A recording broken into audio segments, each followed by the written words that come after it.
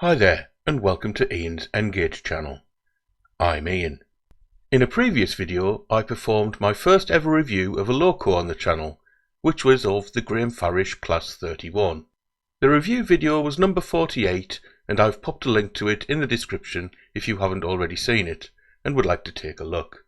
For those who already have, I'd like to take the opportunity to say a big thank you for watching and for leaving some very positive feedback in the comments. Now, during the review, I mentioned that although I'd been impressed overall with the loco, I was disappointed at the dimness of the headcode disc lighting. Many of you mentioned that this was prototypical of the class, and that the headcode discs would have been dim as they weren't intended to be used as headlights.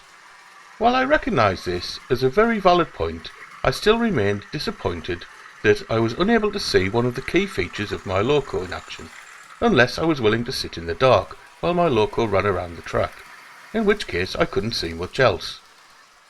However, one comment from a subscriber with username Pinball caught my attention.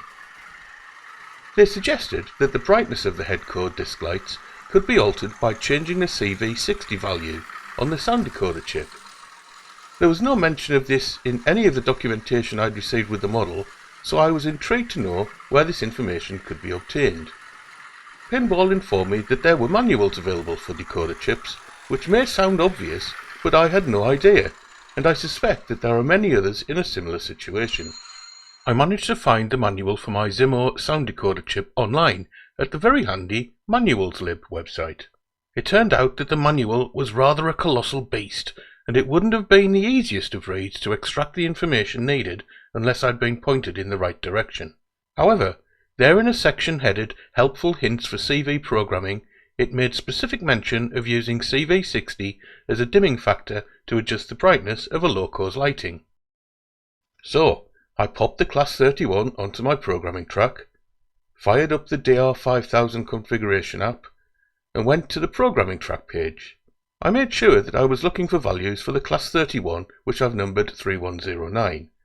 I tried viewing the lights in bright and dark conditions again, and as already known, they were only really visible when it was dark. I then went looking at what CV60 was set to for my loco. It turned out that the value was 60, which was about 25% of its maximum value. This was promising, so I upped the value to 220, which is about 90% of its maximum value, to see what would happen.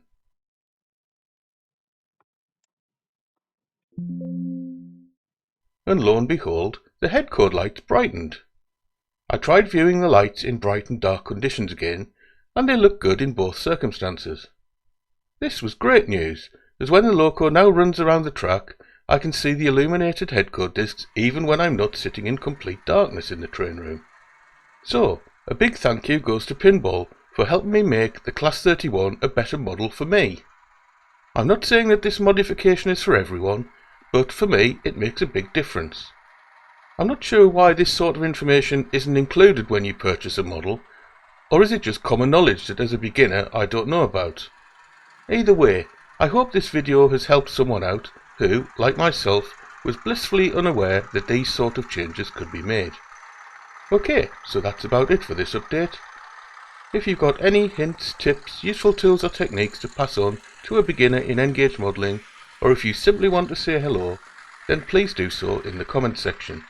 Anything and everything you've got to say will be greatly appreciated. In the meantime, thanks ever so much for watching.